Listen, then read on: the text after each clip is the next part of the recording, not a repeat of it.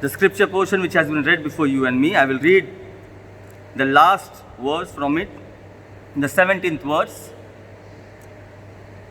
John chapter 21, 17. The third time he said to him, Simon, son of John, do you love me? Peter was hurt because Jesus asked him the third time, do you love me? He said, Lord, you know all things. You know that I love you. Jesus said, feed my sheep. Let's close our eyes and let's pray.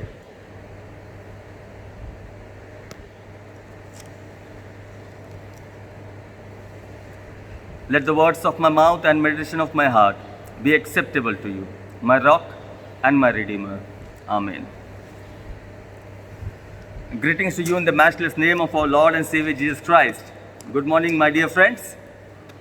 Thank you once again for joining us here in this online worship service where we are able to praise God, where we are able to give thanks to God for His abundant grace, for His love, for His mercy.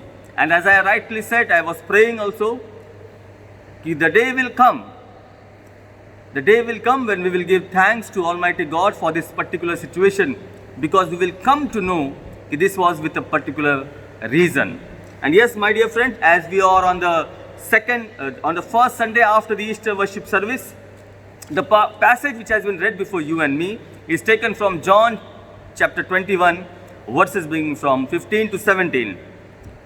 The whole pericope, the passage, is talking about how Jesus reinstates Peter. Yeah? So this conversation took place at Tiberias Lake of Galilee after Jesus had risen from the dead. Peter and other disciples were fishing. Jesus appeared, caused their nets to be filled, and invited them for a breakfast.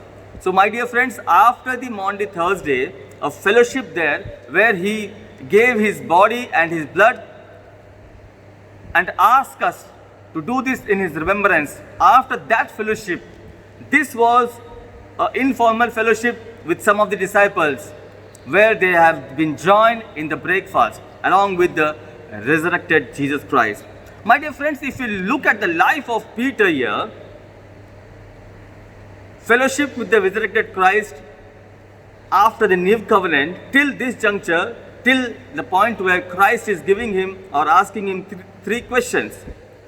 So when we look at the life right from the crucifixion till the resurrection, life of Peter, we see that the first thing that he proclaimed, even though Peter had indicated that he would follow the Master until very end, that no matter even others will run away, others will not follow him, but he would never desert him, that he would even die for Jesus.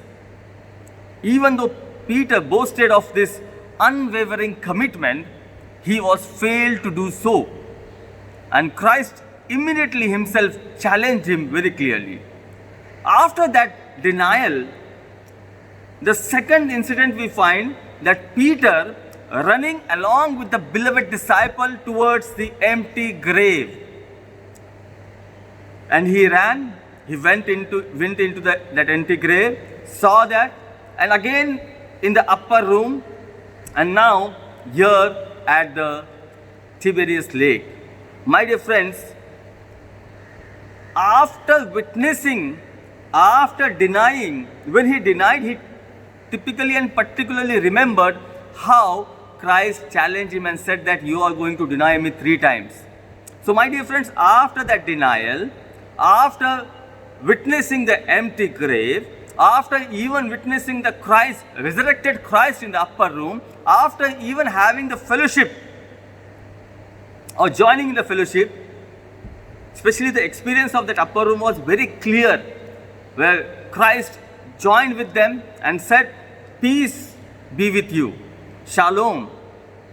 But we see that he went back to his comfort zone.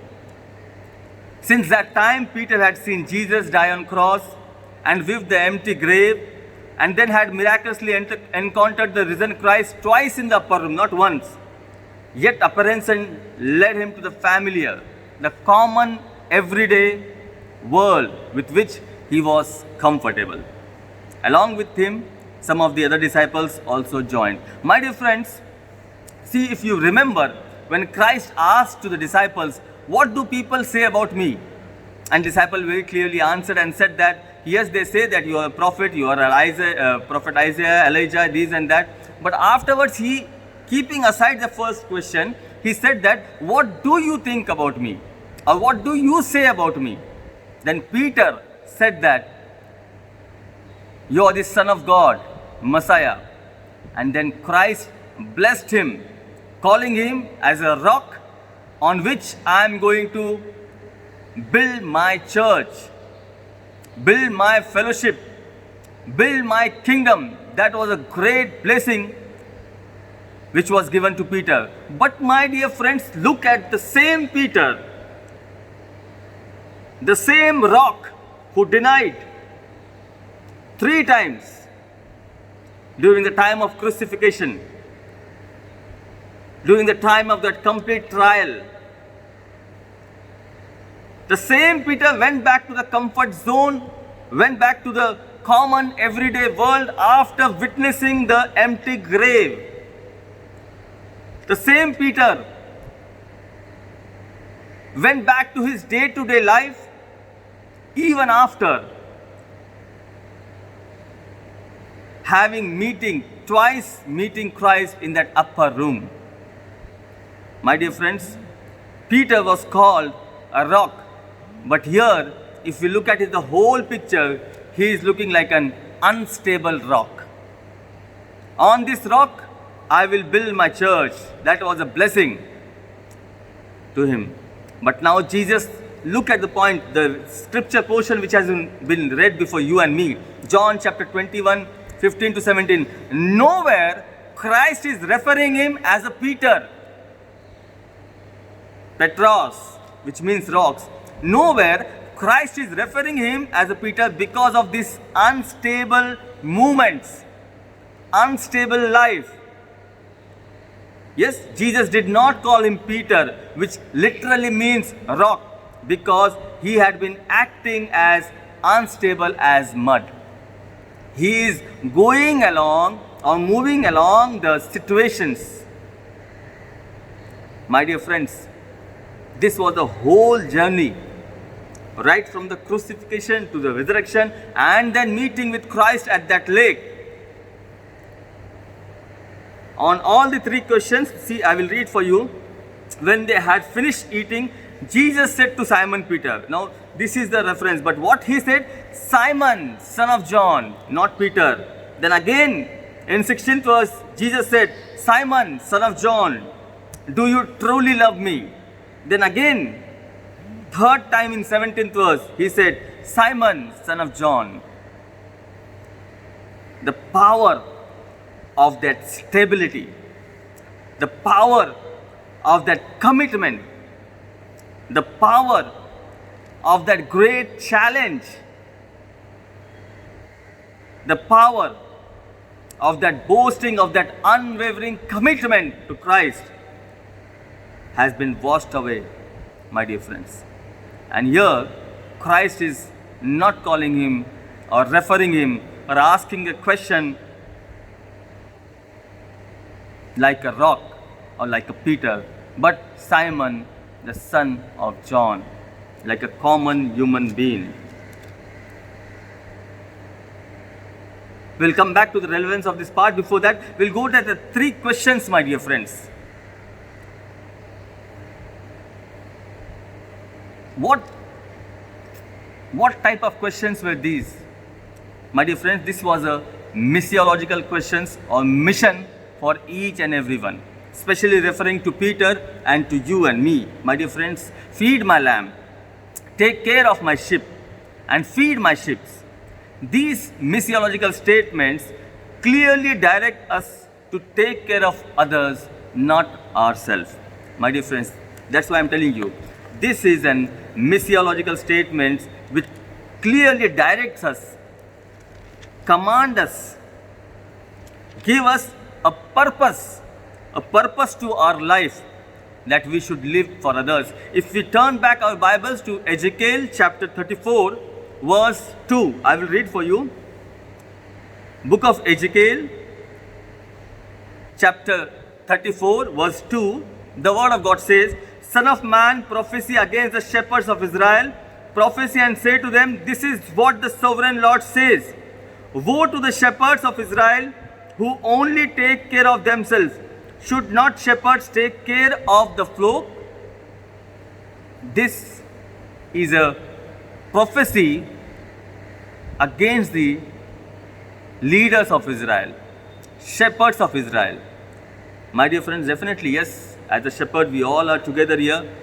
It's very important to understand this missiological concept that from taking that power with that authority, Christ is giving a status of shepherd to Peter, especially for the common world. For the world, those who have not yet received Christ as a personal Savior. For the world, those who are still in darkness, to feed them, to take care of them. And yes, we all know there are several means, there are several ways to take care. My dear friends, it is very much necessary to understand one thing. In all the three questions, as one point we saw that he is not referring Peter as a Peter, but referring him as a Simon, the son of John, because of his instability. And then, if we go back to all the three questions, in regularly he says that these are the three questions we are asked by, now these are the three things which is said by Jesus to Peter. He said, feed my lambs, take care of my sheep, and feed my sheep. So one thing is very common in this. I am not talking about feeding, which talks about the responsibility, but the word my lamb, my sheep, my people.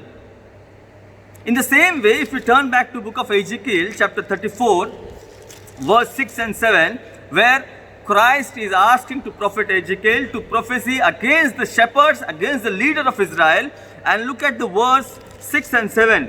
I will read for you. See, how many times Yahweh, God, is referring his people as my people, saying, my sheep wandered over all the mountains and on every high hill. They were scattered over the whole earth, and no one searched or looked for them. So this is the first time he said, my sheep. And then in the 7th verse, therefore you shepherds, hear the word of the Lord. As surely as I live, declares the sovereign Lord, because my flocks lacks a shepherd, and so has been plundered and has become food for all the wild animals. And because my shepherd did not search for my flock, but cared for themselves rather than for my flock. My dear friends, regularly God is referring my, giving that authority, asking about the responsibility towards his people. He is continuously telling that these are my flock, my people, my sheep, my lamb. And then he is telling them, especially to Simon, love them, take care of them, feed them. My dear friends, in this missiological concept, it's very much important when the word my is used here. It indicates the intimacy. It indicates the love of Christ towards each one of us. And even for the people, those who are still in darkness. Even for the whole world, those who have not yet received Christ, who has not yet glorified the resurrected Christ. That intimacy can be seen when we call anything, this is my. This my indicates the accountability. Yeah, in book of Ezekiel, chapter 34, verse 10. I will read for you. Ezekiel 34:10 says, this is what the sovereign Lord says, I am against the shepherds and will hold them accountable for my flock. I will hold them accountable for my sheep. I will hold them accountable for my people. This my indicates the intimacy. This my indicates the accountability. This my indicates the responsibility. It says, I will remove them from tending the flock so that the shepherds can no longer feed themselves. I will rescue my flock from their mouths, and it will no longer be food for them. So whole chapter of Ezekiel is talking about the intimacy of Yahweh towards the Israelites and asking the leaders, asking the shepherds that take care of them. My dear friends, here in the reinstating of Peter's status, he is reinstating his status from rock to a shepherd. Definitely he is going to build his church on that rock, but to shepherd the flock. The rock which will take care of the lambs. The rock which will take care for his people. Yes, my dear friends, we all are the leaders. We need to be reinstated by that resurrected Christ. Like Peter, we have witnessed several miracles. So the first part, what I explained about the life of Peter, the denial of Peter, the witness of Peter in the empty grave, the meeting of glorified and resurrected Christ in the upper room. After that also, Peter went back to his common everyday life, went back to that comfort zone in the same way which applies to you and me, my dear friends. Have we not witnessed several times miracles in our life? Have we not prayed to Almighty God and asked Him for His love? And He has showered and bestowed His love. We have asked Him for the strength, and He has provided that strength to us, and asked Him for wisdom in a particular situation. And yes, my dear friends, He has given that wisdom. It can be in our office work, it can be in our family, it can be in our personal needs. Yes, my dear friends, He has asked everything. We have asked and He has given. Maybe I may be having a small list, but you may have a good, big and thanksgiving list for Almighty God.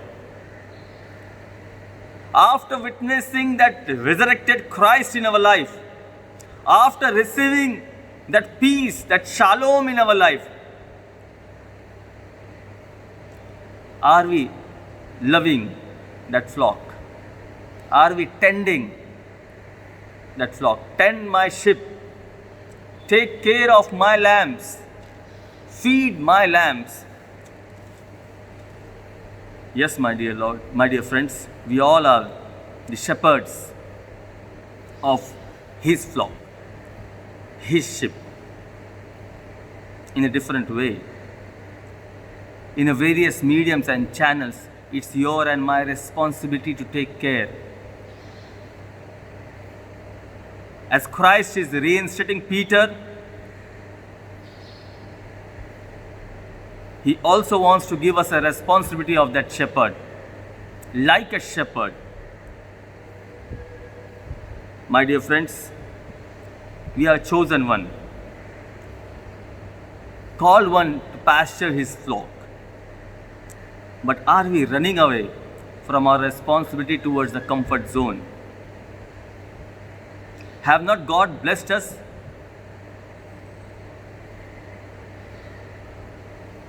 Have not God fulfilled our desires? Have not God kept us in a comfort zone after our denial also? We might have denied several times Christ through our acts, our conduct. We have witnessed the resurrected Christ like Peter. We have witnessed that empty grave where we may be able to receive the strength, where we may be able to overcome our diseases. My dear friends, are we still in our common world? God wants us to feed His lamb, to take care of His sheep. We have to give account of that, keeping away our own comforts, We have to feed His flocks. We are called to live the familiar and love God unconditionally. Some of us find it easier to remain in the routine than to venture out of our comfort zone and place our love into action rather than just verbalizing our love for God. Let's live the safe life and show our love for God by exhibiting an unconditional acceptance for others. The manner in which we evidence our love for God is a simple testimonial of how we treat others, how we treat others. So, how do we love Jesus? The statement, feed my lambs, take care of my sheep, feed my sheep, is followed by or is based on the love of God. He is telling, if you love me, do this. If you love me, do this. If you love me, do this. Now, this is a question for you and me. Do we love God or do we love Christ? We have witnessed the blessings. We have witnessed the power. Whatever we have asked, and rather most of the time, before asking, He provides us. Whatever it is good for us, for our children, for our family. We can take over or we can fulfill these missiological statements and move on this journey if at all we love Christ. Not by our lip service like Peter when he said, God, Christ, I am going to be always with you. And Christ said 3 times, you are going to deny me. Maybe by our lips we say more, but by our acts, our love has been failed to proclaim the resurrected Christ to His people, to whom God says, Christ says, my sheep, my lamb. My dear friends, at this juncture, let us try to understand once again.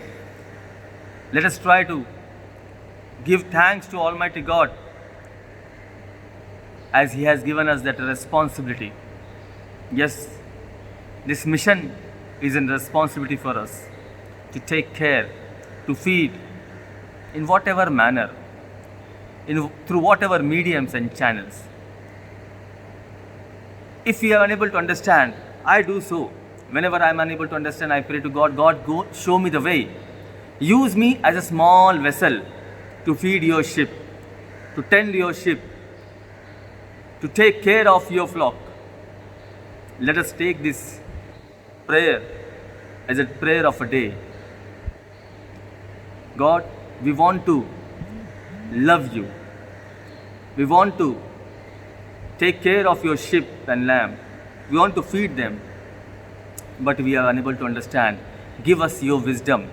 Give us your knowledge that we may be able to do it according to thy wish and will. Let's close our eyes and pray.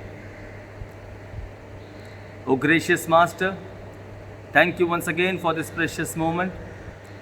As we enter into thy presence, we are thankful to you for the words which you have given us. Almighty God, yes, if we want to love you or show our love, we need to feed thy lambs and take care of thy sheep, like a good shepherd did. Almighty God, I commit all of us into your mighty hands. Give us your heavenly wisdom and knowledge to take this responsibility and move on towards that eternal inheritance.